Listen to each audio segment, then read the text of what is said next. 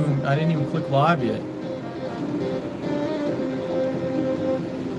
Thanks, Kim. It'll be all right. Just need another beer. Anyway, I'm not gonna go through it. I'm just gonna say the whatever the one was I just had. The Lexington Brewing Company's Tangerine, Kentucky Tangerine Cream Ale. I scored a 7.5. It was pretty good, fairly tasty. Not quite as deep notes as I thought there was going to be. But if you're tuning in right now, go back on the YouTube. You can try that beer tasting, or you can see that beer tasting on YouTube. There was, I don't know what happened, guys. I apologize, but I had comments coming through, and then all I did was just click to share it to the Backpacker Mike Facebook page, and I come back and the comments disappear. I had no way of how to even get them to come back on. So it is what it is, and I haven't even started the show yet, but I'm about ready to start the second beer. So I'm going to try this one for you guys. This is Parish Brewing Company Drive-Thru. I'm assuming it's the Drive-Thru series. It's called Tiger Blood. It's made with watermelon, strawberry, and coconut. It's a Berliner style. Parish. There's definitely coconut on the nose. That's like all I'm getting is coconut on the nose. So let's give this a try. And the comments.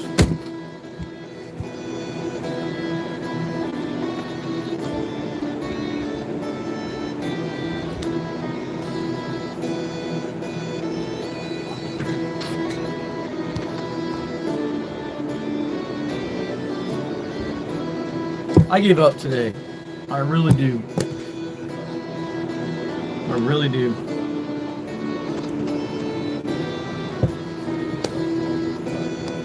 Somebody comment? Is there a comment?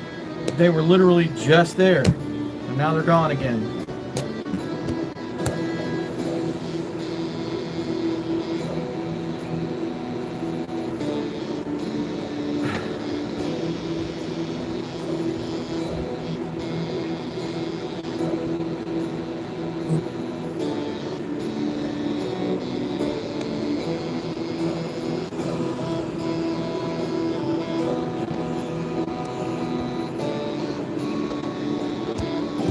I don't know what you guys do. I don't know. I guess I'll just have to read the comments after the fact.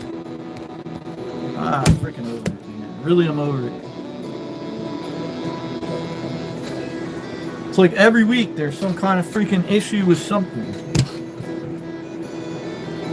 Anyway, composure and scene. All right, let's do this drive-through. I guess I can't answer you guys' comments right now, but I'll answer them in the comment section below. So I even click live comment, all comments visible, nothing showing. Nothing.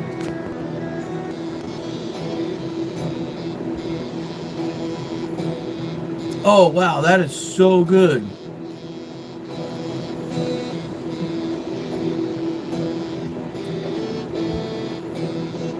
That is so, I mean, it's very intense flavors.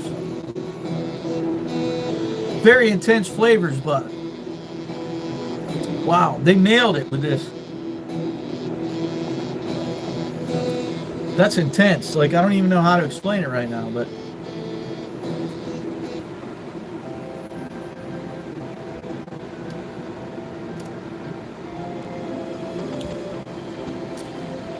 I'm definitely getting the coconut.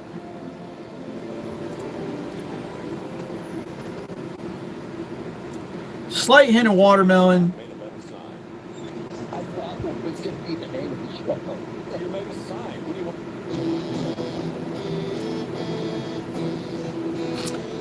Maybe a little strawberry, but man, the depth of flavor in this is almost what I was expecting with the Lexington.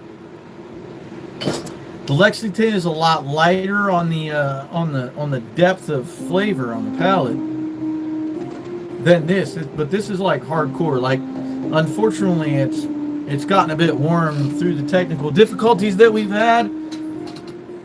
But let's give it a pour and see. It doesn't really look like tiger's blood unless tiger's blood looks like that, but I doubt it. But either way, I'm not sure why the Tiger Blood name or moniker or whatever. It doesn't really stay. There's no like story on it. There's nothing that says like, just says brewed and canned by Parish Brewing Company in Broussard, Louisiana. It is 8% on the Richter scale, so I probably need that after all this crap, technical difficulties on YouTube. I mean, the nose on the hard pour is just unimaginable. It's like the nose and the flavor. This is good. This is really good. I you know,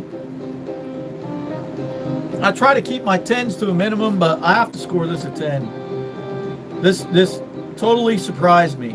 I was not expecting to have this sort of depth of flavor. I think the Berliner style ale was probably like the best option for this flavor because it just sort of blends a lot better than say like a regular ale or a wheat ale. I feel like it blends a lot better because the Berliner style ale has more depth of flavor on its own. So good job, Parish Brewing. Good job. I'm going to pour the rest in the mug, but it's very good out of the can, but the mug like took it to the next level.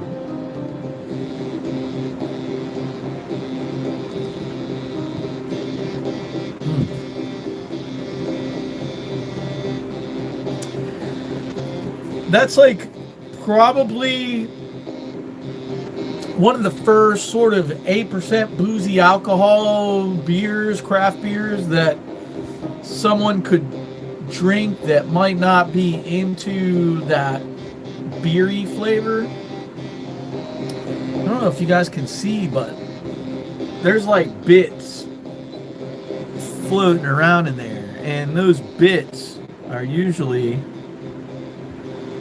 the yumminess. But yeah, there's like bits.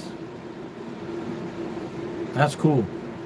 If there's bits, that means they use good stuff when they brewed it. So good job, Parish Brewing. 10 Tiger Blood.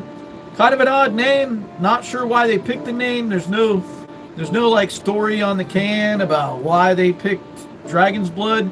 It's the drive-through series, so I assume maybe that there's some sort of drive-through near the brewery that has a frozen drink because it's on here called Tiger's Blood, and maybe they named it after that.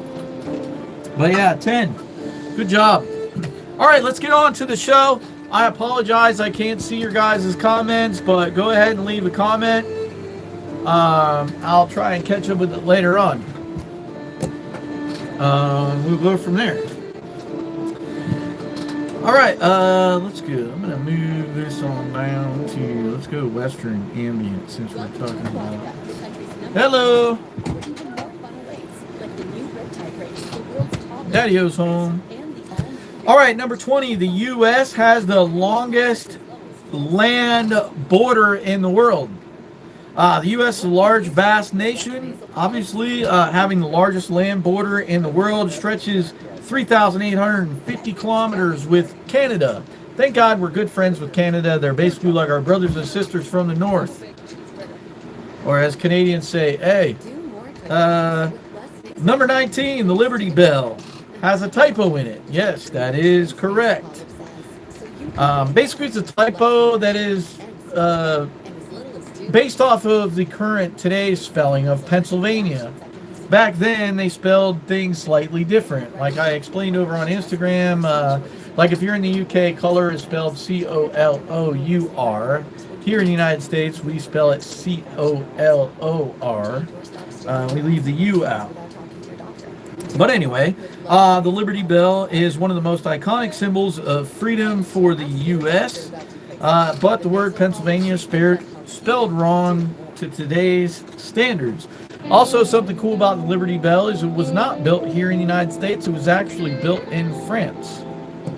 So, pretty cool. Number 18 on the list is the U.S. has many different climates. Yes, the United States is actually the only country in the world that has all 5 of Earth's climates on it. Dry, temperate, continental, and polar. And we get polar because of the state of Alaska up near the North Pole. So, pretty awesome there, right? I mean, all 5 climates. The only country in the entire world that has all 5 climates. Like down here in Florida where I am, it is a tropical climate. Number 17, I feel like I'm going to blow through this because I can't see anybody's comments. So I'm just going to blow through it and be done with it. But you guys enjoy it and leave a comment because hopefully I'll be able to respond back to them after the show uploads, because apparently YouTube wants to be a jerk and not allow me to comment on them now. Bye, Elaine. Be careful going home. Be careful going home. Oh, okay. Number 17, Abraham Lincoln was actually the tallest president ever in the United States. Even to this day, he was the tallest president. Standing 6'4", Lincoln towered over the average American back in the day. The average American back then was probably like 5'5", 5'7", or so. George Washington was actually fairly tall as well, but not that tall. I believe George Washington was about 6 foot, maybe. The other cool thing that I didn't know about is President Lincoln is actually in the Wrestling Hall of Fame here in the United States. How cool is that? His record was 101. So he only lost 1 match in his entire career. And that match has been contested over the years and still is somewhat contested today as to whether or not Lincoln actually won that match or not. So, very cool. I never knew that. Number 16, there are more bourbon barrels in Kentucky than there are people. Who would have thought? No idea. But yeah, Kentucky is the birthplace of bourbon. And Kentucky actually produces 95% of the world's bourbon. Wow. Unreal. Who would have thought? I would have never thought that they produced 95% of the world's bourbon. But they do. Number 15, which is kind of a crazy cool one. I never knew about either. And doing the research for the show, Kansas produces enough wheat in 1 year to feed everyone in the world for 2 weeks. Yes, everyone in the world for 2 weeks. That's pretty nuts.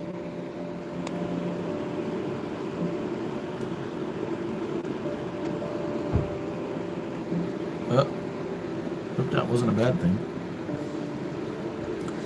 Anyway, yeah, they can produce enough food to feed everyone in the world for 2 weeks. They produce enough wheat.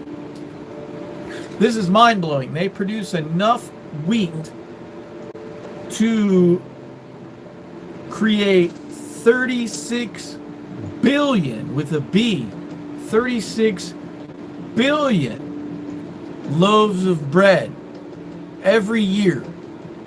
36 billion. Mind-blowing. There's 350 million people, roughly, give or take, that live here in the United States. 35 billion loaves of bread. Enough wheat to create 36 billion loaves of bread is done in Kansas alone. One state in the United States. Crazy. Number 14, Americans eat around 100 acres of pizza a day. 100 acres of pizza a day. Now, I love pizza. Like, I'm kind of craving pizza right now, actually. Like, I really kind of want some pizza right now. But 100 acres of pizza every day. Americans eat, this is even more staggering. Americans eat around 300 billion pizzas a year. 300 billion. Again, to remind you, there's roughly 350 million people who live in the United States.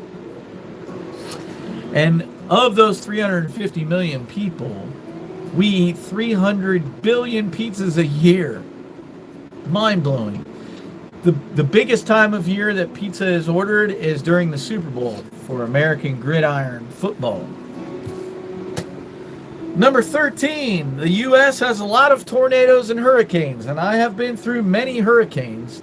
Not really tornadoes. I've seen tornadoes at a distance and water funnels at a distance, especially over here on the West Coast in the Gulf of Mexico.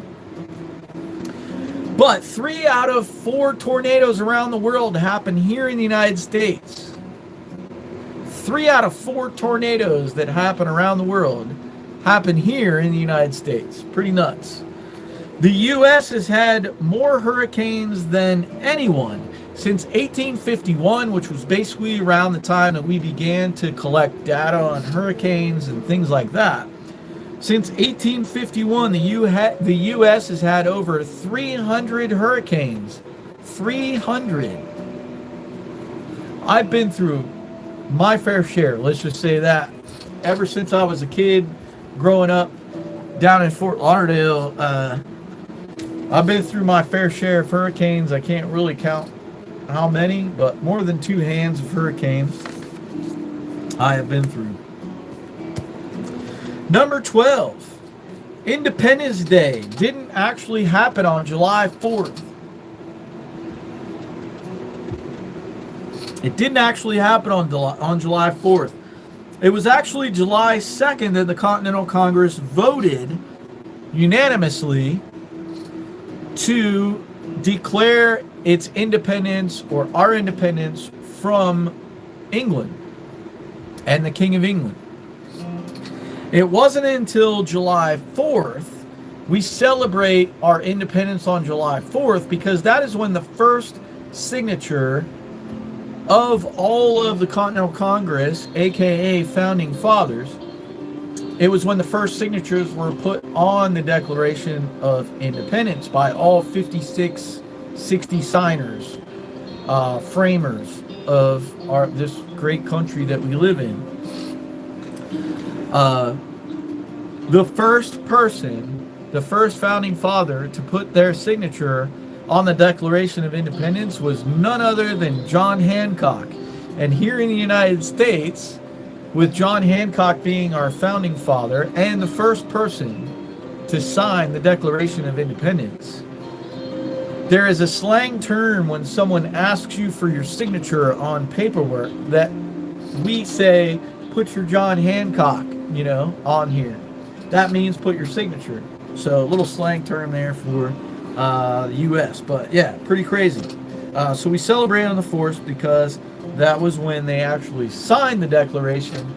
But we actually declared to and sent to, eventually, the King of England declaring our independence. And we did this while English soldiers, lobsters as they affectionately called them, were stationed here. Like literally there was garrisons of English soldiers everywhere.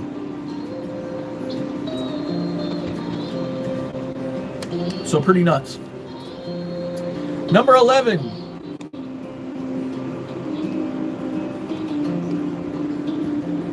Number 11, George Washington never lived in the White House.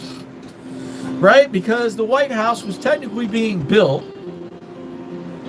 while he was president. And so therefore the second president of the United States, which happened to be John Adams, who John Adams was actually George Washington's vice president.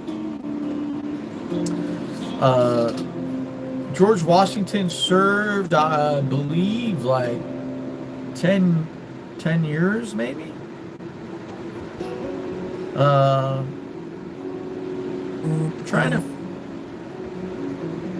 I'm trying to remember exactly, but at that point in time, when George Washington was president,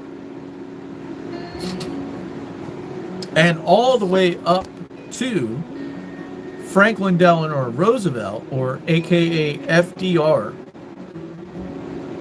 all the way up to him, we never had a limit on being president. As long as you were publicly elected by constituents in each state, constituents meaning you or I, the president could continuously be elected, right? So Washington had enough, and he resigned. Some of the longest serving presidents, one was Teddy Roosevelt. Teddy Roosevelt and his cousin Franklin Delano Roosevelt, or AKA FDR, were two of the longest serving presidents. I thought I heard something. It's golf cart.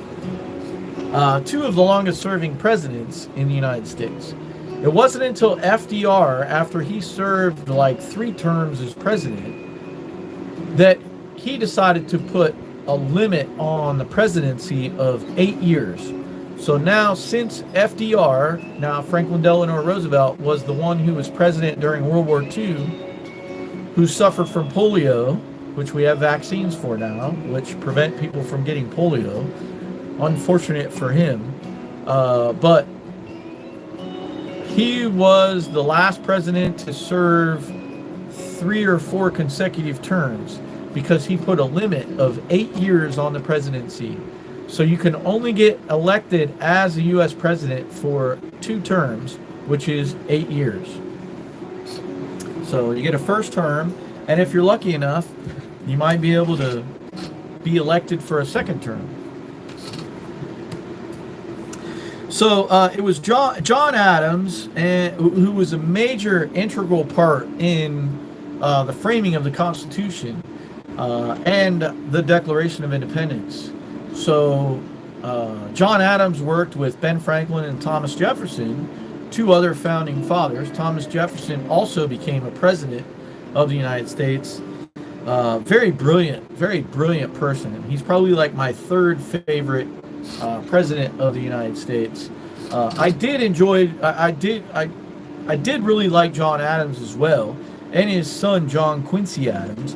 I feel like John Quincy Adams, his son, may have done a little bit more than his father did, but then again, his father was like the 2nd president of the United States, and I believe he also won another term. I think John Adams served 2 terms as well before he resigned, and then after John Adams was president, then he decided to become,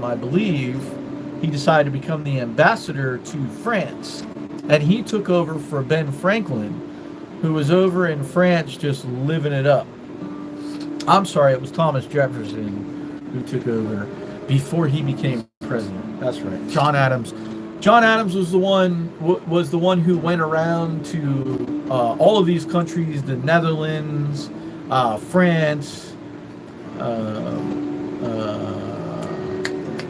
was it Spain, and a few others, to help monetarily support the colonies in their fight against England for their independence. That was John Adams before he became president, I believe. So, anyway, enough of that. But yeah, so John Adams and Abigail, his wife, lived there. They were the first occupants of the White House from 1797 to 1801. Adams was Washington's vice president and served as 2nd president of the United States from 1791 to 1801. So 10 years he served as president. Washington never lived there because it was being constructed at the time. And I've watched documentaries and a movie, a series on HBO called John Adams. Also, I've watched some documentaries and various other things. And they finished the living quarters first in the White House, obviously so that John Adams and Abigail could move in there along with their kids. But they didn't finish other aspects of the White House at that point. And John Adams would get upset because sometimes he was sitting at the desk, and he was, the Resolute desk, and he was trying to. That's how long the Resolute desk has been around. He was trying to, formulate law and ideas and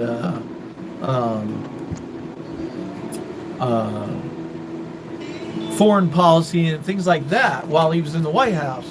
But the sound of hammers and spikes and horses and carriages and everything would just drive him absolutely crazy. So lots of times he would just leave the White House and get in his carriage and go ride around town. And sometimes stop in pubs and have pints of ale with local people and talk to them about politics and how they felt. I really wish presidents could do that these days without someone wanting to, take them out. But either way, there you have it. Also, what's pretty cool is Washington wasn't the first person on the new $1 bill. Washington is currently on the $1 bill, but the person that was on the very first $1 bill that was created was in 1862 under Lincoln's presidency, and it was Solomon P. Chase.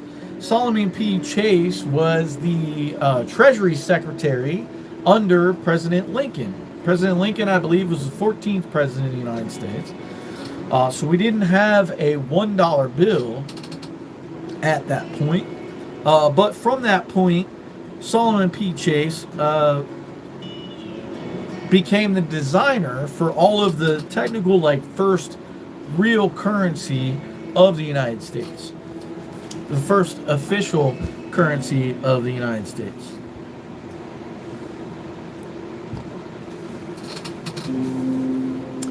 Number 10 on the list. This is something cool I did not know about. Alright, I guess Australia is done. So let's go to, I don't know, let's go to Greece. Oh, wait. No, it's not. Go back.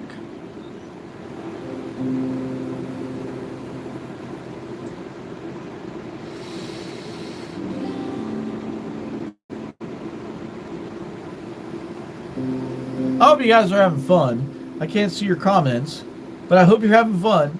And don't hesitate to chat with each other. I don't know what it is with YouTube, but the comments are... Ooh! Okay, I just thought of something. Maybe instead of playing...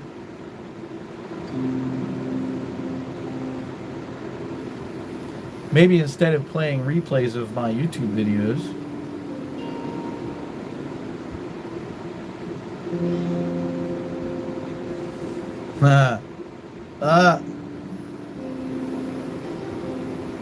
Oh, what the heck just happened? Oh, Jordan, you're on? Awesome, Jordan. I'm glad you're on. I'm literally trying to jank comment hello again. Oh, Jordan, that was on the... That was on the first one. So Jordan, I don't know if you're still on or not.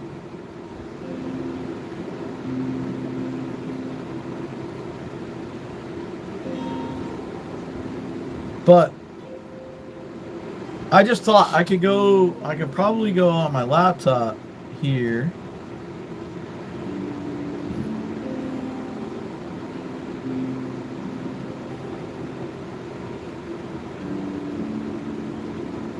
Go away. In the interest of...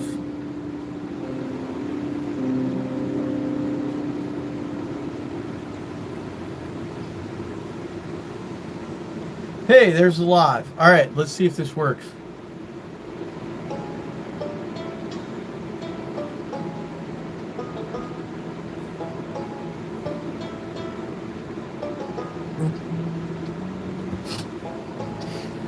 Because if I do my live up here, I may be able to see your comments. And that would be awesome. So bear with me as I go through this technical difficulty.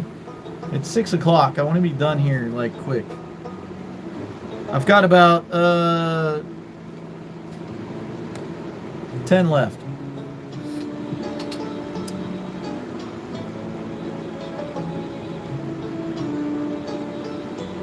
Hey, there it is. Sounds yummy. Say something.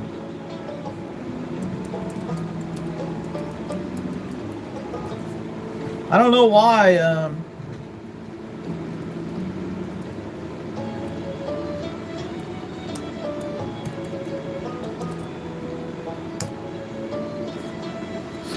All right, I made a comment. I said, okay, I can see now. Yay! All right, we got this.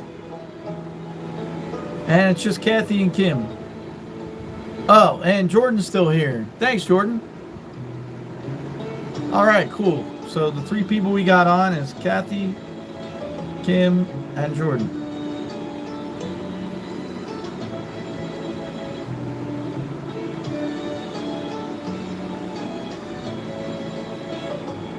Yay, I can see comments on my laptop, but not... That's just mind-blowing. So instead of playing my videos back there, what I'm going to do is just... an odd technical thing. Yeah, exactly, Jordan. Like, just mind-blowing. Like, I don't understand. Like, when the first time that I started YouTube, it was like Kathy was like the only one on, and she was commenting, and I could see everything, right? So then there's 3 little dots down at the bottom there. So I click on those dots, and it says share, and I'm like, okay, cool. So I click share, and I share it to Backpacker Mike, and I share it to my personal page on Facebook. Well, I come back to the live and it reconnects and I have no comments again. So I closed that live out, and which I saw you commented on the first live. So I closed that live out and I start a second live, and when the live initially starts, I see comments. And then literally within like a minute, everything disappeared again.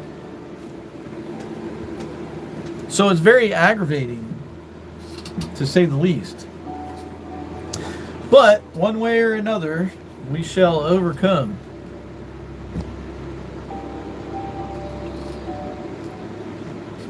Which I have to admit, like, the more this this tiger blood, well, no, wait, that wasn't tiger blood.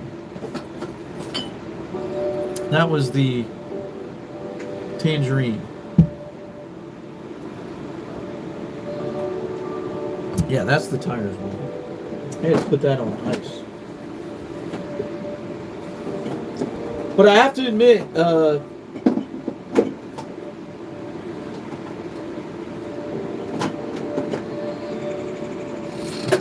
that doesn't get too bad as it gets warm, which I was kind of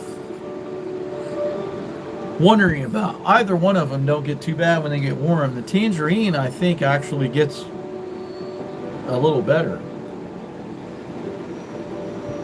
as it gets more closer to room temperature. So I don't know, weird. All right, let's go on to the next one. I imagine it was quite frustrating. Yeah, Jordan, that's to say the least. Like, so it's super cool. It's really super cool to do a live and be able to communicate back and forth. Now the chair wants to mess up. It's super cool to do the live and then communicate back and forth, you know, with people who are watching. It makes it fun because you can answer comments and so forth as my chair sinks and I get smaller. Because now if it's not, if it's not the live, it's the chair. Everything tries to test me sometimes, and I just need to zen, let it go.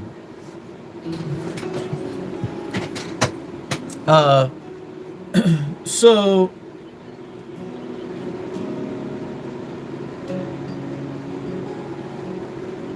it will all work out as it's supposed to, I guess. I'm just going to leave it at that.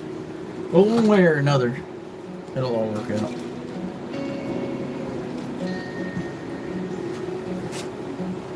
All right, where did we leave off? John Adams. All right, number 10. Now I can see your guys' comments up there. So that's cool. I'm glad I thought of that.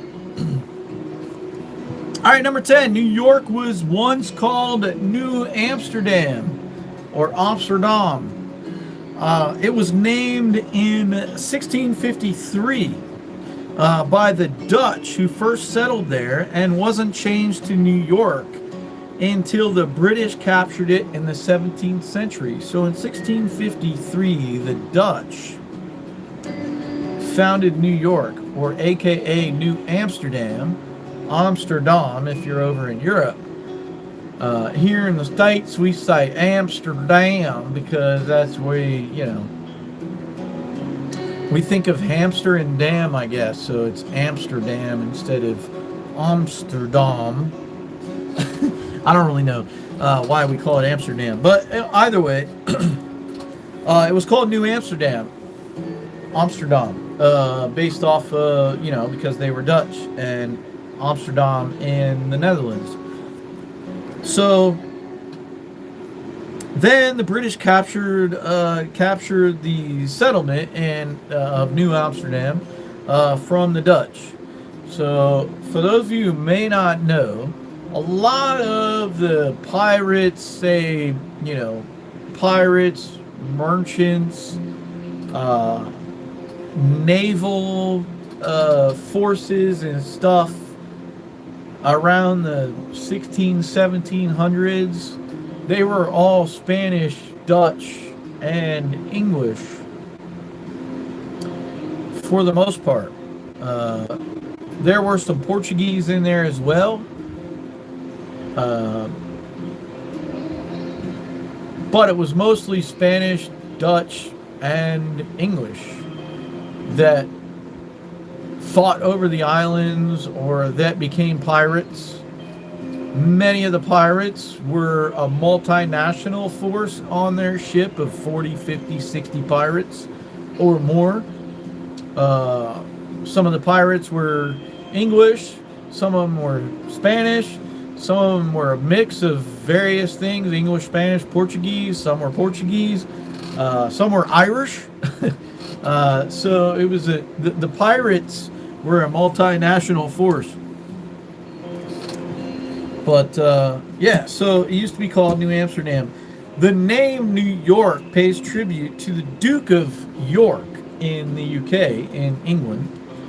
Pays tribute to the Duke of York, who helped capture the city of New Amsterdam. And of course they had to change the name. Now, if you visit Wall Street today, there is a section on Wall Street that has a partial, I believe it's a partial section of the New Amsterdam Wall that was built by the Dutch settlers to protect them, probably from the Delaware Indians and various other people who, wanted to take over what they had. But obviously it didn't stand up to the British forces, because at the time the British and the Spanish were probably the largest forces on earth at the time. So very cool. But there is a plaque there commemorating the original the original wall of New Amsterdam. Number 9, Alaska. Alaska used to be Russia.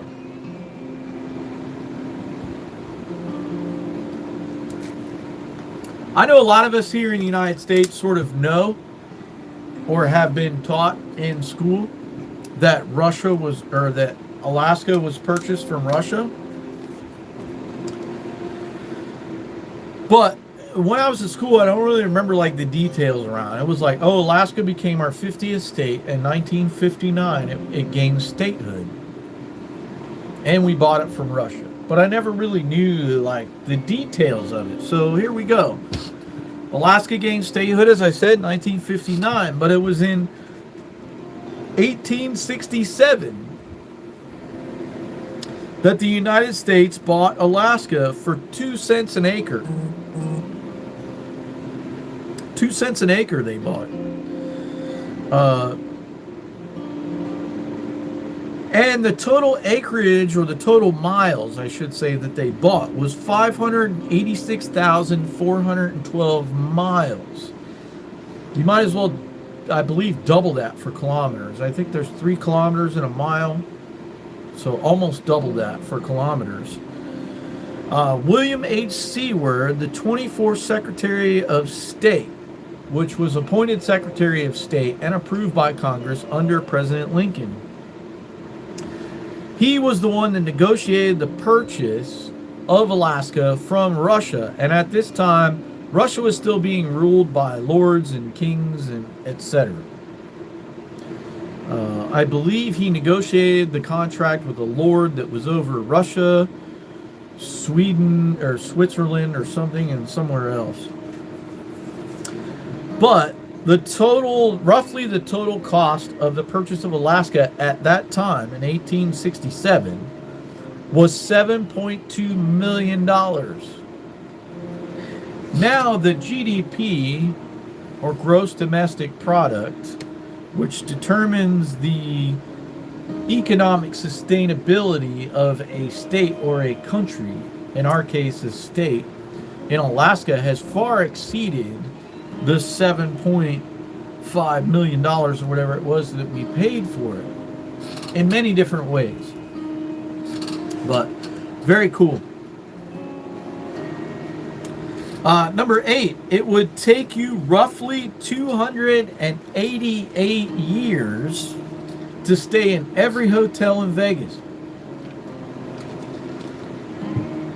And that's nuts, because there's 365 days in a year. So take that times 280. And that's how many hotels are in and around Vegas. Mind-blowing. Unreal. I still can't fathom that. But I researched 2 or 3 different sources for that. One had 300 and something years, and one had 280 something years. So I just kind of like went in between, but pretty crazy. Number 7, Michigan has a huge lavender labyrinth, or a sort of puzzle or maze. It is so large that it can be seen from Google Earth. It was designed in 2001 by Cherry Point owner Barbara Bull and an artist and architect named Conrad Heiderer, Heiderer.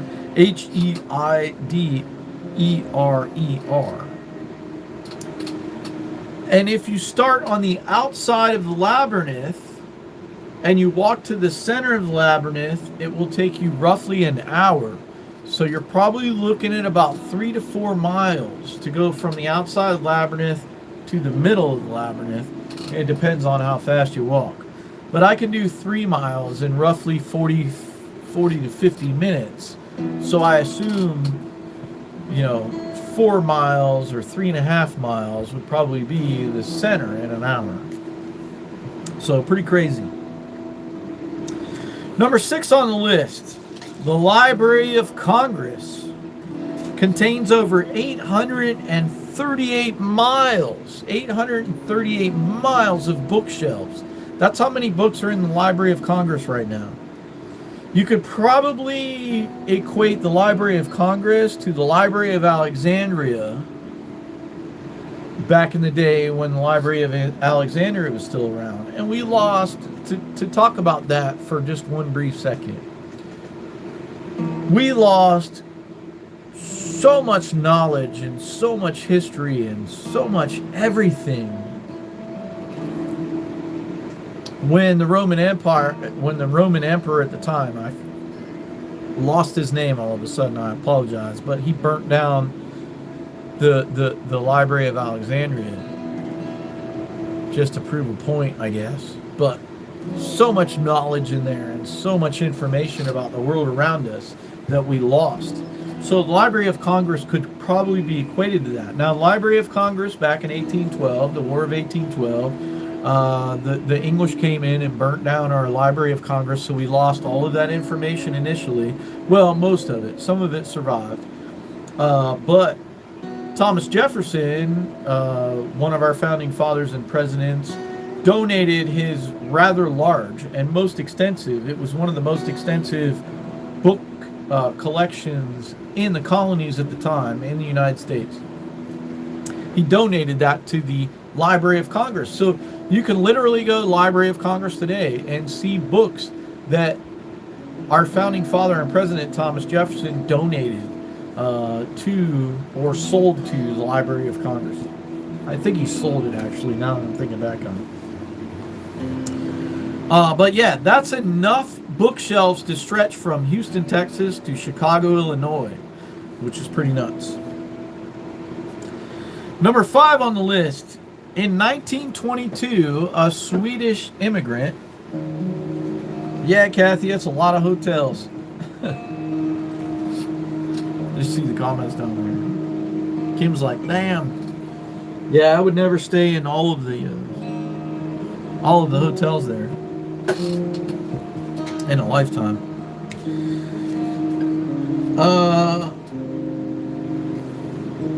Number 5 on the list. In 1922, a Swedish immigrant who immigrated here to the United States, named Ellis Stenman, S-T-E-N-M-A-N, Stenman. He was a mechanical engineer, and he built an entire house and the furniture in the house out of 100,000 newspapers. Now, to sort of solidify that, he framed the house out in wood, but the rest of the house was all built. The siding and the roof and everything was all made out of newspapers. Now, this house, still located in Rockport, Massachusetts, affectionately called the Paper House, is still standing today. 100 years later, basically, because it was built in 1922, and this is 2022. So 100 years later, it has survived all of massive winters in Massachusetts, storms, hurricanes, everything, and it's made out of newspaper. Crazy, right? I mean, he shellacked or put resin or something on the newspaper, but it's still made from newspaper. Pretty nuts. You could still go visit it today. It's affectionately called the Paper House. And don't forget, when you visit it, read the paper while you're there, because you can see old papers from like the 1920s in the house today. You can Google it and look up pictures of it, and people have posted pictures of the newspapers like in the wall, and you can still read the print. So pretty awesome. Number 4 on the list. That got a little colder. How can that many bookshelves possibly fit in one building? I know, right, Jordan? The Library of Congress is huge. It's probably as big or bigger than the Capitol.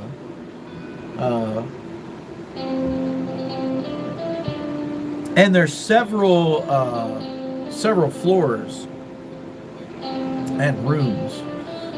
But I would love to go to the Library of Congress. I was in Washington, D.C. once, and I was only there for about 5 or 6 hours, so I had to sort of pick like what I was going to see and what I wasn't going to see. It was shortly after 9/11, so you couldn't really get near the White House.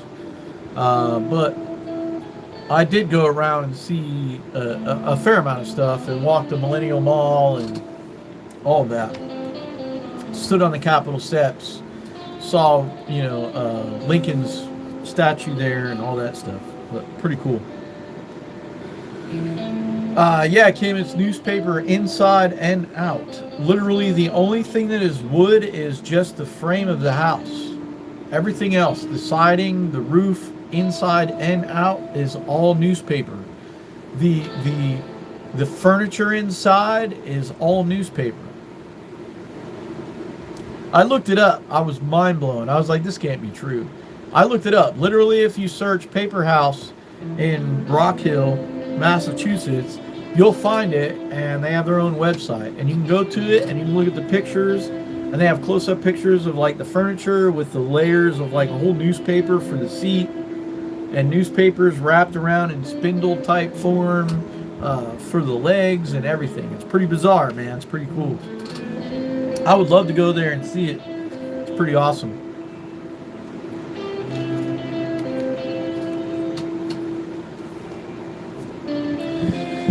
So yeah, that would be pretty awesome to see. Number 4, which is kind of crazy, in 1893. Now, we have some radical people in government these days, but apparently it's been around for a while, because this representative from Wisconsin back in 1893 proposed an amendment to rename the United States to the United States of Earth rather than the United States of America. Representative Lucas Miller of Wisconsin put forth the amendment. It failed, obviously, and Representative Miller was never elected for a second term. I wonder why. But his thought process of it at the time is around that time in the 1880s, 1890s was when, we were purchasing other land. We weren't necessarily going to battle to take over land, but we were just purchasing land from other countries who needed the money apparently and didn't want the land. And it was around the time, or shortly thereafter, let's see, the Spanish War was during Lincoln, I believe. And so Lincoln had to deal with the Civil War and the Spanish War at the same time. But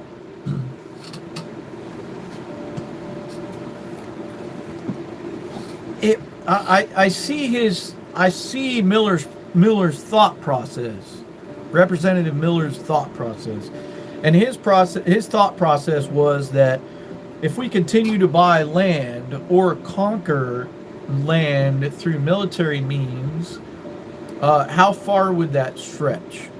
And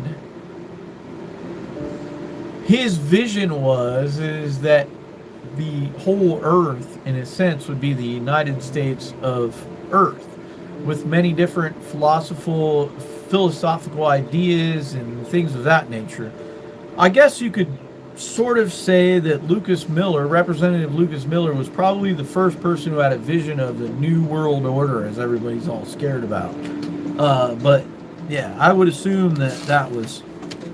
Which, to address the New World Order real quick, it it would never happen to the extent that people are nervous about, like one world government, one world this, that, or the other. And especially here in the United States, because not only do we have a U.S. Constitution, but we also have state constitutions, we have state National Guards, we have various levels of defense, various levels of government, from city to township, etc. Everyone in the United States and all 50 states on every level of government and every level of military would have to sign off on a one world order to submit or subject our approval of being governed under one governing entity, and that just won't happen here in the United States, at least anytime now or in the near future. Who knows 1,000 years from now, but it would never happen.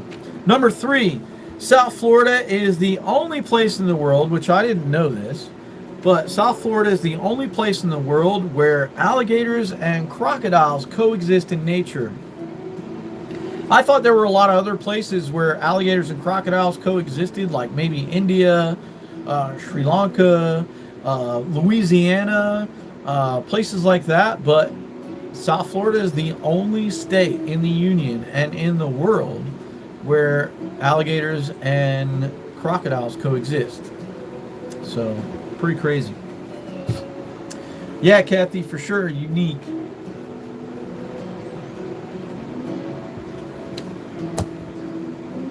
Number 2 on the list. The United States lays claim to being the only country who has walked on the moon. And when I say country, American people are the only people on Earth to have walked on the moon, touched foot on the moon, experienced the moon live on several occasions. Neil Armstrong obviously being the first ever human and only, well, I shouldn't say only human, because there were a few other Americans who landed on the moon, but everyone knows Neil Armstrong, who later on became Senate, I believe, representative for the United States Congress for Ohio. But Neil Armstrong was the first U.S. citizen to step foot on the moon. And number 1, and I still have 4 minutes left, so that's cool, even with all the technical difficulties. And that tiger's blood is really good. Even at like semi-room temperature, it comes across pretty good.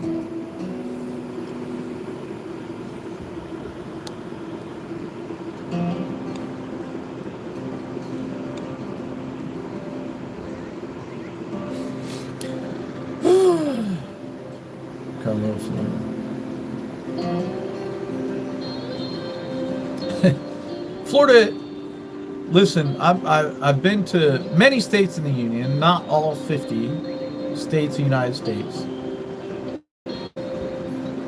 But I've probably been, man, I don't know. I'd almost have to name them all off. All right, for the heck of it, since I'm on number 1, let's just name them all off. I've been to Florida, Georgia, North Carolina, South Carolina, Texas, Louisiana, Alabama, Missouri, Illinois, Ohio, Pennsylvania, Kentucky, Tennessee, Virginia, West Virginia, that's 15. Rhode Island, 16. New York, 17. New Jersey, 18.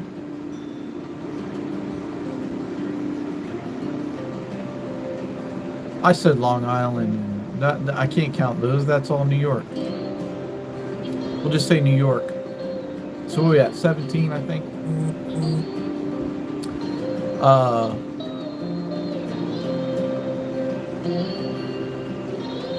Nevada, 18, Texas, 19, Indiana, 20,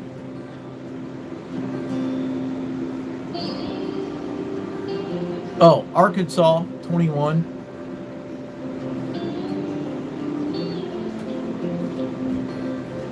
Florida, I think I named Florida, I don't know, 22, I think that's it. 22 states out of 50. No, and Hawaii, so 23. Almost forgot about Hawaii. 23. Yeah, so I think I've been to 23 states out of 50. Oh, and I was in Wisconsin. I almost forgot about Wisconsin. Dang. 24. Michigan, 25.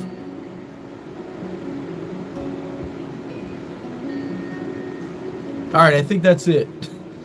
So I've been to half of the United States, 25. I need to go to the other 25. That would be cool. Especially like California. Anyway, all right, let's go on to number 1.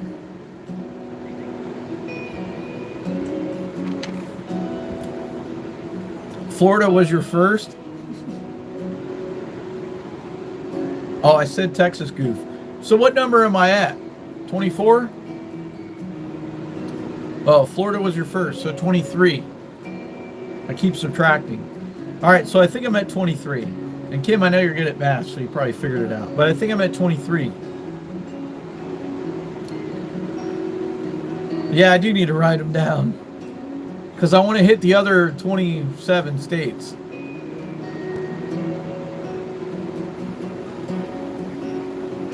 I said Missouri, right? Yeah, I think I said Missouri. Anyway, all right. So, yeah, definitely road trip. Definitely travel van, RV, something or other. And travel away. All right, number 1 on the list. And one of the most mind-blowing ones, 22, 23. Yeah, that's what I'm thinking, 22, 23, somewhere around there. Number 1 on the list, and I did not know this. I didn't really look to see who created this. But the current U.S. flag was designed by a high school student. His name was Robert G. Heff. In 1958, while Heff was in junior high, he presented his flag design at school. The teacher gave him a B- on his project, but the teacher told him that if Congress accepted his design, that he would increase his score. So guess what? His design was accepted by Congress. So I hope his teacher upped his score from a B- to like an A++. He also had a one-on-one meeting with then President Eisenhower, who then unveiled the new United States flag with the field of 50 stars, which incorporated Alaska, which didn't gain statehood until 1959. However, in 1958, the statehood process was going on for Alaska to be the 50th state. And so therefore there was a contest put out about the U.S. flag, and Heff ended up winning with his design. So the current design that you see now on the U.S. flag was designed by a high schooler named Robert G. Heff. And that is the current U.S. flag now. And I don't see that flag changing anytime soon, ever. Unless eventually Puerto Rico becomes a state, which they have voted twice to become a state, and locally it failed twice. The first time it failed miserably. The second time, however, was like within minuscule amounts of votes. So Puerto Rico is getting closer and closer to becoming a state and gaining statehood to the United States. Now there's some things excuse me, wrong pipe. There's some things that are an advantage to being a statehood to the United States versus being a state. Like a statehood isn't necessarily charged taxes. They're charged certain taxes, but not like a state tax or a sales tax or those types of taxes stay within the state. So, and many other different things. So there's advantages to them only being a province of the United States, sort of like Guam and Atoll, and various other small islands we have in the Pacific, and other places like the U.S. Virgin Islands. All of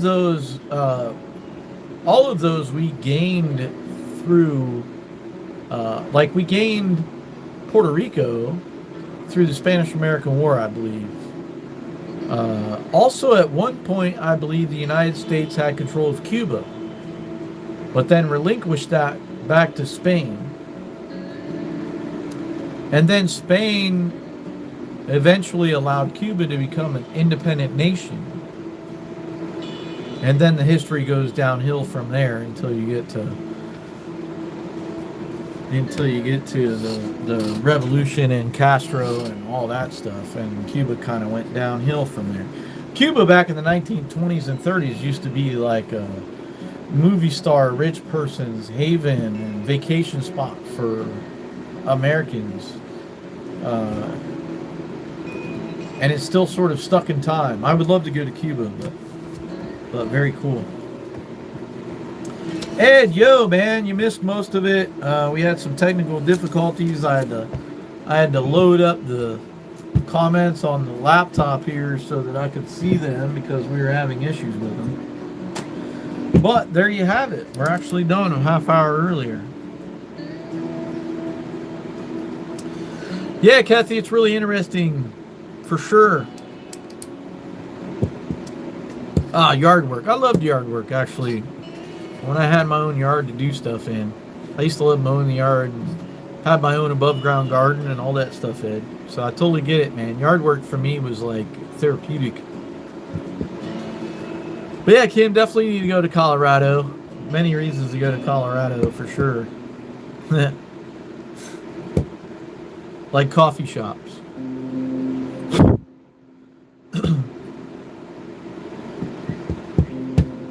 But yeah, Kathy, it's very interesting story. Like I said, I may make a couple different episodes on this because there's so much more information with different sort of genres and things like that. I thought I heard another motorcycle out there. But there's a lot of different genres out there. This sort of encompassed a lot of different things, but there's also a lot of stuff that I didn't write down. So I could probably make 2 or 3 episodes out of things about the United States that you may not know about. Yoshi and I were talking about a few things like different goofy laws in the United States, like it's still legal to have sex with farm animals in like West Virginia or Kentucky or Tennessee, somewhere around there. Oral sex is still against the law in Florida, technically. It's still on the books, I believe. But, our state congresses don't want to spend time going through all of these silly laws and denouncing them or cutting them from the books. So a lot of them still stay, but are never enforced. However, they could enforce them if they really wanted to at some point. But yeah, very cool nevertheless. But yeah, so there's a lot of different things like that.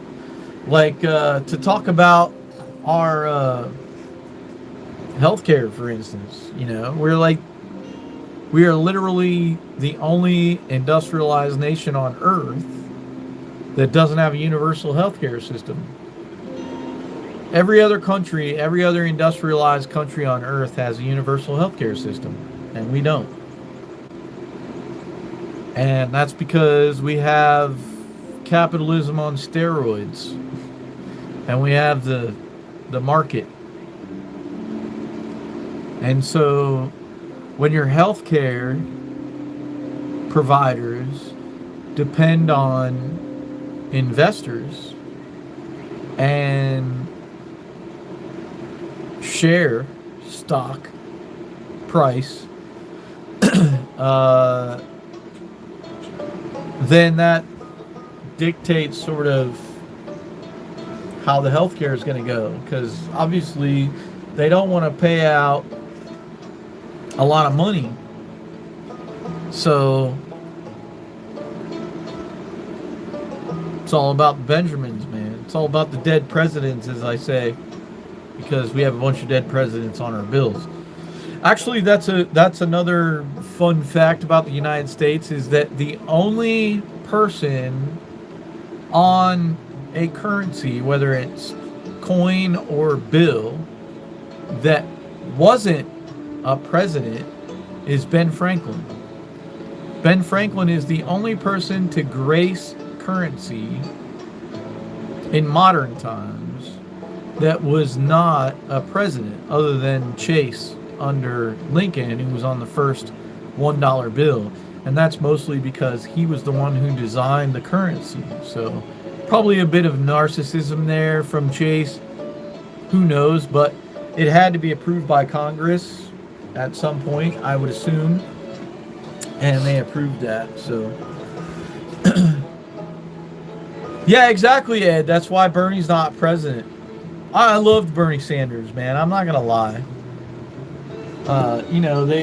They gave Bernie a unfair nickname of a socialist, and he's an independent democratic socialist.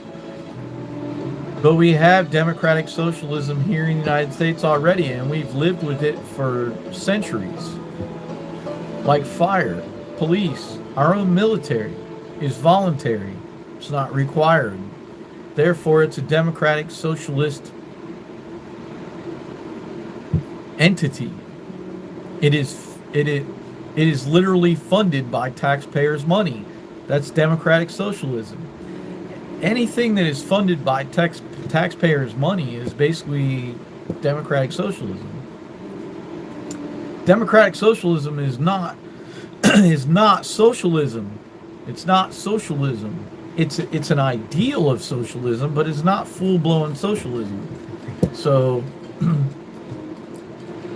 it's just mind-blowing. But yeah, I feel as though if Bernie would have won in 2016, the United States would be in a completely different place at this point, and probably far better off, to be honest. And this is coming from a constitutionalist, because honestly, whether you call Sanders a socialist or not, honestly, Sanders upheld the Constitution far more. I believe it was like 99% more than any other representative in Congress, every single time. So being a constitutionalist, the democratic socialist / independent Bernie Sanders was the best option, because it wasn't going to ban any of your stuff.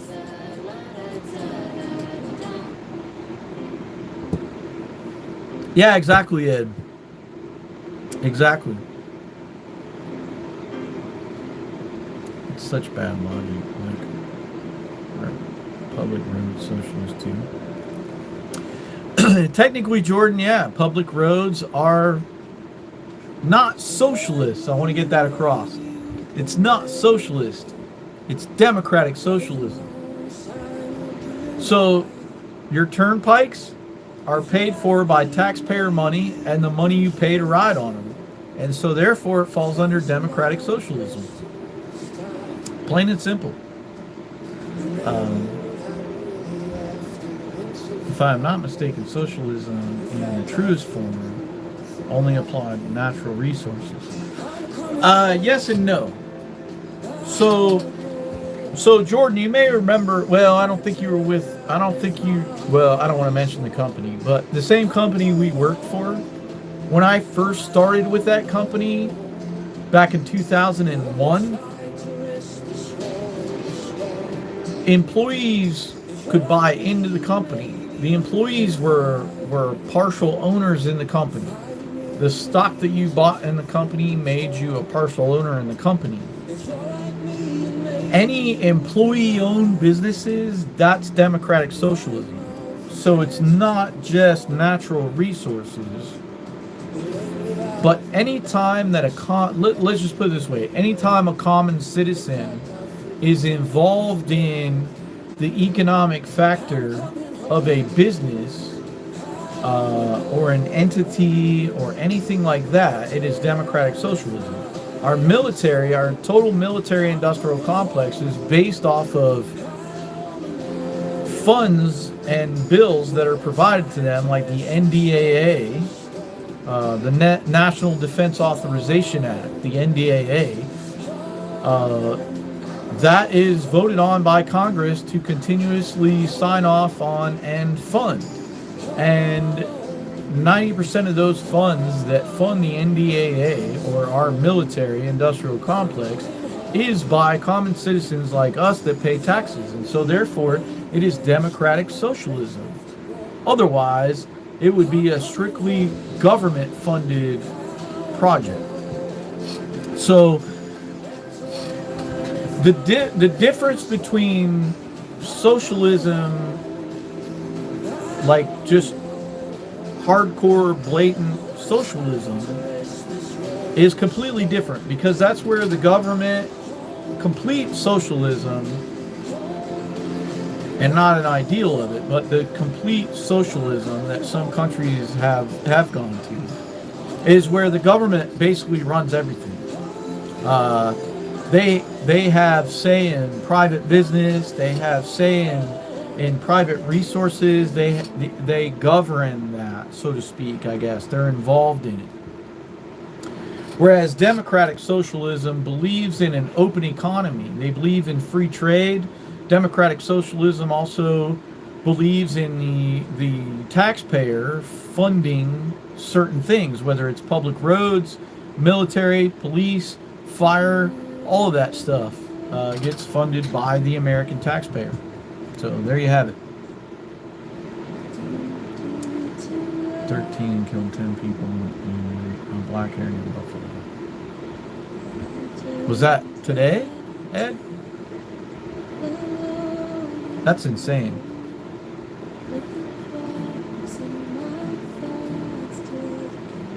That must have happened today, huh? I didn't know that.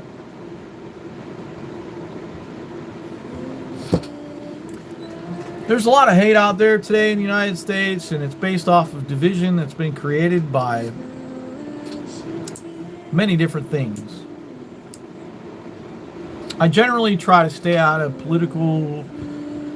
political realm here on Pint Time, but since this is, things you may not know about the United States, and our political system, unfortunately, has become a spectacle or a circus for everyone around the world.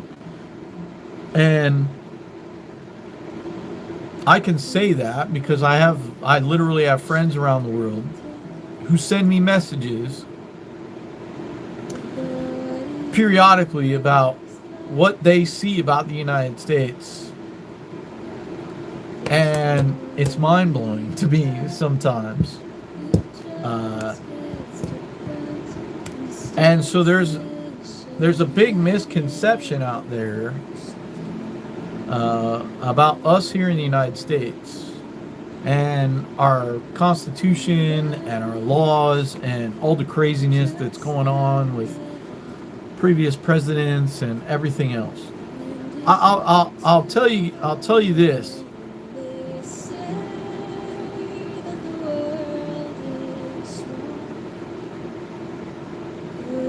That's sad, man. That's sad.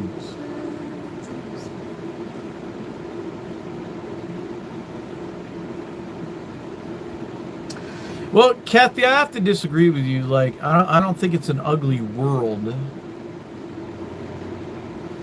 I think it's ugly situations that we find ourselves in sometimes, and it's based off of propaganda and many other things that divide us. And it gets us so riled up and so mad that we think that, we have to lash out about it or whatever. I've traveled the world, and I have to say, like, I saw very little, if any, ugly. So, being a world traveler, I would just have to disagree that I don't think it's ugly. But I will say that right now here in the United States, the smallest percentage of people who believe in certain things have the loudest voice right now. Where the rest of us who believe in more moderate things or working together or not stupid division don't have the loudest voice. And it's probably because most of us are sitting back like, what the hell are you talking about? I think most of us, probably 80% of America, is sitting back on, what? What are you talking about? Or they just can't see the truth. So I feel like the larger percentage of the population of the United States knows. But unfortunately, the smaller percent has the loudest voice right now. And until we somehow swap that they're going to continue to win. And if that's the case, we're going to end up like Rome. We're going to end up like Rome. And Rome, well, depending upon what Rome era you're talking about, but lasted a few hundred years. And actually, believe it or not, this is another interesting fact that I didn't share that, I was going to share on another episode, but our Constitution was based off of the old Roman Constitution and many other Roman things. The Senate was Roman. The Congress was Roman. Individual representatives of provinces, or aka states, was Roman. The Congress coming up with new laws and new amendments to their constitution was Roman. So our entire country, for the most part, was based off of Roman ideology. Plain and simple. Most of our founding fathers were historians. They read on this. They, even some of Thomas Jefferson's books that he submitted to or sold to the Library of Congress after it burnt down by the English. Some of those were by philosophers like Dionysius or Dionysius, I think, or Plato, or those guys. And Thomas Jefferson was one of the biggest. He was basically the person who wrote the Declaration and most of the Federalist Papers. So, and our Constitution was derived off of the Federalist Papers. So, I don't know, I could go on and on about the history of the United States and our government and how our founding fathers never wanted a party system. Never wanted a party system. They always felt like they didn't want one party to have power over another party. And look what we have today. We have the total opposite of what the framers wanted. We have a two-party system. Back then, and even during the time of Lincoln, there was probably 5, 6, 7, or 8 parties represented. Lincoln first ran as president under the Whig Party, which doesn't even exist today. If it does, it's more of like a memento kind of thing. But when he first ran as president, he lost his presidential election twice under the Whig Party. Thomas Jefferson was initially a Democratic Republican. That was one of the parties during the Continental Congress was Democratic Republican, which then eventually split somewhere around the mid 1800s, early to mid 1800s or so, became the Republican and Democratic Party. They split because they had two different ideals. And Lincoln was the very first ever Republican Party president. He was the first person in the that Republican Party to run as president. The third time he ran as president, he won under the Republican Party. So, interesting stuff, man. I could go on and on, but either way, man, I appreciate you guys hanging out with me. It's almost 7 o'clock. Make sure I didn't miss anything. I understand what you're saying.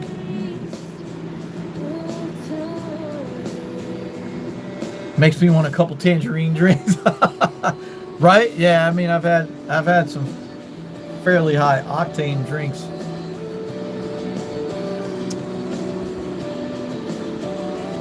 I almost don't want to question people. Take it too personally. Yeah, exactly, Kathy. Like today is you question someone or you try to provide them facts about their thought process, and lots of times they refuse to listen to it. They believe what they want to believe, and there's not much you can do about that. Once someone gets it set in their mind that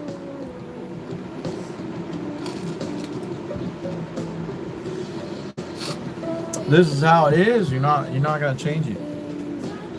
So anyway, thanks for putting up with me for the technical difficulties we had. I need to shoot in there and make some dinner for Pops. But thank you guys so much for hanging out. I really appreciate it. Hopefully next week we won't have these technical difficulties. If so, I'll just have to load the comments up there again because now I can see you.